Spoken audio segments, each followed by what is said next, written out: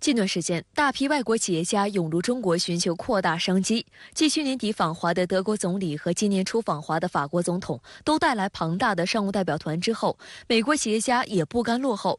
除特斯拉外，摩根大通、星巴克等国际金融集团和大企业的 CEO 本周也云集中国，出席各种活动，积极表达对中国市场的渴望和信心。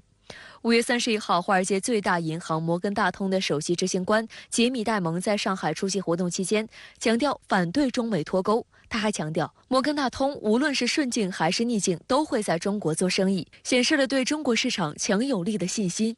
戴蒙对近期中美高层进行的对话表示高兴，说这些都是好的迹象。他还说，希望商业也能成为向善的力量。We're here. We're going to support the Chinese people. The Chinese governments. We do business with 1,000 companies here. Half are multinationals coming in, half are local companies, and I am an American patriot. I will do what my government tells me. I'm going to salute like anybody else, but I can tell them what I think. What we think matters, and like I said, a lot of the business community I think could be very helpful in that. 观察认为，美国商界主流一直呼吁中美高层对话，他们积极访华是受到中美主管商务的高官较为密集互动的鼓舞。5月25号和26号，王文涛部长赴美国参加亚太经合组织贸易部长会议期间，分别与美国商务部长雷蒙多、贸易代表戴奇举行会谈。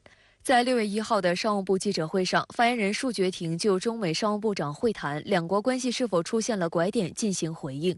双方都认为，中美经贸关系十分重要，就各自关心的经贸问题交换了意见，并探讨了可能的合作领域。双方同意继续保持和加强交流。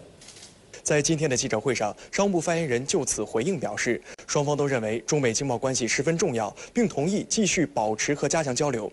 这番表态无疑给在华外资吃下了一颗定心丸。发言人还表示，双方就美对华经贸政策、半导体政策、出口管制等近期中美经贸关系的热门话题作为重点进行了深入交流。我同时也注意到，由于中美高层近期频繁会面，释放了拜登政府对中国态度改变的信号。近期，特斯拉、摩根大通、星巴克等国际金融集团和大企业的 CEO 纷纷云集中国，同样在各种场合表达了对中国市场的渴望和信心。同一天，美国国务卿布林肯出席美国欧盟贸易和技术理事会部长级会议后，对记者称，美欧对华不寻求对抗、冷战或脱钩，而是聚焦去风险。分析认为，美方使用这些欧洲最早提出的政治性措辞，实际上舆论战的考量更大。一方面希望缓和对华紧张，更主要的是做给欧盟等盟友看。外交部发言人毛宁在6月1号回应表示，美欧讨论去风险前，要搞清楚什么是风险。世界面临的真正风险是搞阵营对抗、新冷战，是肆意干涉别国内政，制造地区动荡混乱。是将经济、科技问题政治化，破坏全球产供链稳定；是对外转嫁经济金融风险，周期性收割世界财富。国际社会应当警惕和共同防御的是这些风险。在今天的外交部记者会上，针对布林肯美欧对华不寻求对抗、冷战或脱钩，而是聚焦去风险的发言引发媒体关注。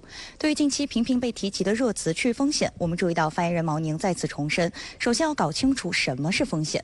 他列举出中国坚定推进高水平对外开放，为各国企业提供市场化、法治化、国际化的营商环境等多项事实，表明这样的中国不是风险，而是机遇。